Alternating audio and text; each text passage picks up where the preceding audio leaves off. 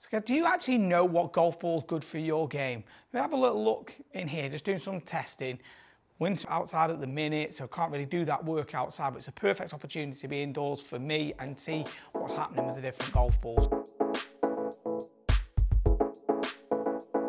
Going to be having a look at the 2017/18 Pro V1, which was the one that I would have used. Then we're having a look at the 2019 Pro V1 and the 2019 Pro V1X. Now, what the characteristics of the ball is has changed a little bit. So the Pro V1 now launches lower and spins less, and the X launches higher and spins more, but the X still feels a little bit harder than the V1. So we're going to have a look at it with a testing scenario going for 7-iron to begin with, getting like just a little feel of, in 6 shots, seeing what the numbers come out at. Then I'm going to move it into some wedges, hit some half shots and 3/4 shots, and then move it into driver. Then have a look at the data.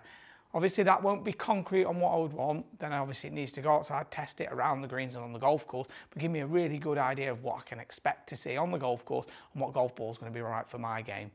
Now what you want to really have a look at is that this isn't about one manufacturer. This is TaylorMade do a TP5, TP5X. You've got Callaway doing the Chrome Softs and their golf balls. Srixon do a ball. Every manufacturer does different balls. They have a high spin, a low spin option. But obviously when they're improving the golf balls all the time, those golf balls are advancing. It's a really good idea to try out the different types. So for me, this is going to be the perfect opportunity to see which one's going to work for my game and which one's going to really help me sort of get the most performance out of the ball. So starting off here, we've got the 2017 Pro V1, hitting this with the 7-iron, obviously using the TrackMan. We've got it tagged up so we can have a look at what those numbers are like at the end. We're going to hit a few shots and get the average 6, the ones that feel and look around the same numbers. So if it's 6 really good ones, we'll use those 6, catch a couple a bit thin, a bit heavy, disregard those, take them off the total, so I get an idea of what the 6 average will look like.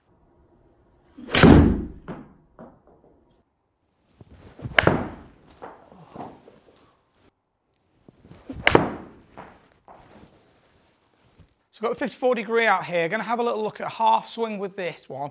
Going to hit 3 halves and 3 fulls and then do the same with both versions of the 2019 ball. So starting off here with the 2017 V1, half swing, see what sort of numbers we get on that half swing, spin rates, etc. And then move that forwards onto a full one. Well, for me, it's 3/4 one. I only like to hit these really smooth. So I'll go for that and then move it onto the other balls.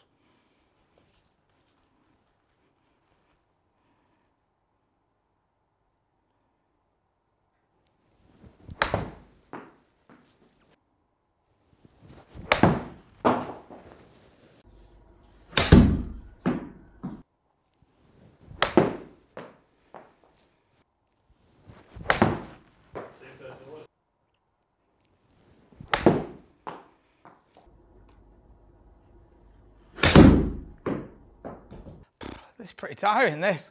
Got to be the most practice I've done in forever. On to driver. Let's actually see if I've got any energy left to hit, because I actually hit a few looseness before on to see if I could get this thing anywhere near the middle. So what we're going to do here, doing the Titleist, same ball, same 3 balls, driver every single time. It's going to start off with the 2017 Pro V1, see what's happening with it. I'm going to 6 with each and then see what the numbers are like. Might disregard a couple with driver, but let's just see how we get on, because one thing you don't want to do is some tired swings with driver can show up and be a lot worse than with other clubs. So picking out potentially the best 3, but let's just see where we get to with it.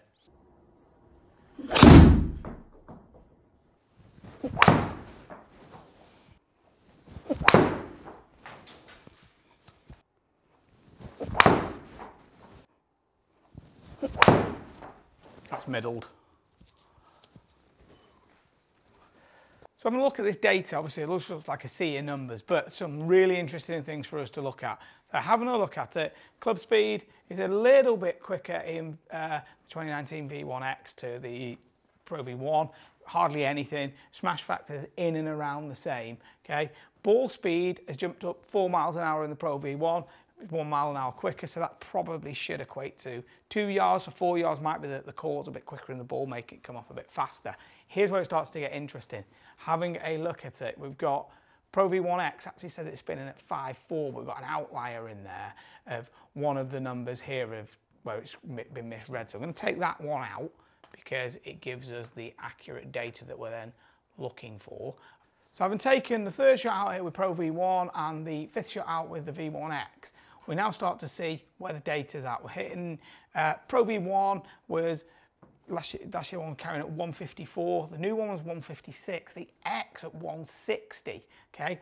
It's not spinning anymore on the shots I hit, but its peak height is a little bit higher. It's 5 feet higher than the previous Pro V1 and going further, so it's doing both of the things that we'd expect it to do. For me, the spin rate is pretty solid, you know, it's pretty similar with all of them. The V1 maybe a tiny little extra, a tiny little bit less. That could be just the way I was striking those shots, but the interesting bit is how much further it's going on those 7 irons there. You know, 6 yards is a fairly substantial amount. Okay, so now what we've got is we've got the 54 degree. So the bottom 3 are all half shots here with the 54 degree, and we can see 69, 66.9, 68.8. So they're all really consistent. They're right around what I'd expect, around that sort of 67, 68 yards in carry. Interestingly, what we're seeing is this year's Pro V spinning at only 7,000. Previous one 7,749. X 8,000, so it's coming in with a little bit more spin. Yes, it was a yard further, but a yard shouldn't be giving me upwards of 300 to 400 spin, so that's really interesting. What we're seeing is on peak height, it's going a little higher, so having a look here, so 40, and both of the other Pro Vs are at 36, and the launch angle is a little higher on that X. So on those half swings, that's going to be quite interesting.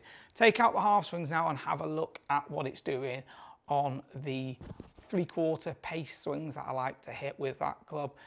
I know that this is like a 93 shot for me. So what we'd see is 92.8, 94.7, 94.6, so sort of, you know, 93, 95 yard shot is exactly where we'd be seeing it. Interestingly here, when we're having a look at this year's X, this is 11,083, 11,390 on the Pro V, and last year's one is 10,500. So jumping spin on both of them, which is really interesting because that means you're going to be able to get a bit more control with those wedges. Peak height, 63, 68, 64. Both models this year, ball going a little bit higher. But on the full shot, if you were looking for distance or distance control, well, depending on which one you're looking for, the Pro V1 is this year's Pro V1 is definitely spinning a little bit more. X, only 300 less, but with a potential, and there might have been a low in the face one because it's at 9.9 with the others averaging at 11,880 and 11,450. We have a look at it without that one that could have been bottom of the face, and that's now 11,665 versus 11,300, so a little bit more spin looking at that. So have a look at the driver now, which can be really interesting. Now, what we'll see is if we have a look at the first few shots with the driver. So if we take these, they've got 2 here that we've taken out. So I've got the first shot with the 2019 Pro V1X and the 5th shot with the 29 Pro V, because they both came near the top of the face.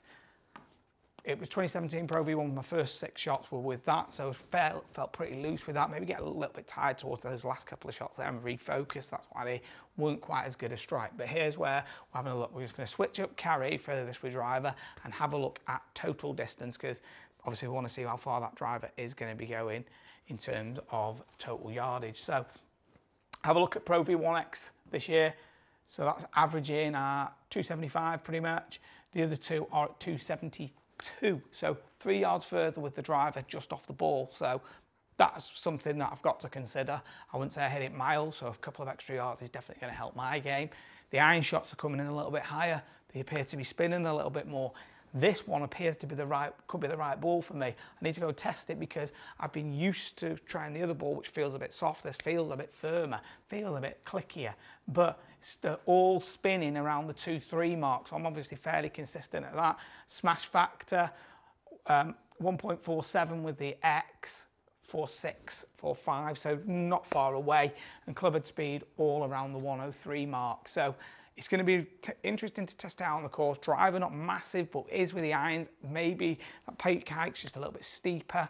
What I did when I did this, guys, is I hit a load of shots beforehand to get myself loose, to make sure that I could actually deliver some consistent numbers. If you're going to go and do some ball testing, make sure you are warm. I've found that when I've been cold, having done it, that the X outperforms everything just because I'm not delivering as much speed, so it works nicely for me. If I feel like I'm swinging really, really well, I've actually seen it flip the other way. and V1's been a little bit better. This I was really warm, hit a lot of good shots for me, and it's proving to me that the X is probably going to look like being the ball. What I need to do though is I want to take it out in the short game area, see what it does around the greens in terms of does it spin enough, does it spin too much, etc. And after that, take it out for a couple of holes on the course, play the ball side by side, see which one looks like it's going to be the best ball for me going into 2019. Is it probably going to be looking like the X going off the results here today? If this has been the sort of video you've enjoyed, comment below, let me know. If you haven't subscribed to the channel, please do so. As always, thanks for watching, and talk with you again very soon.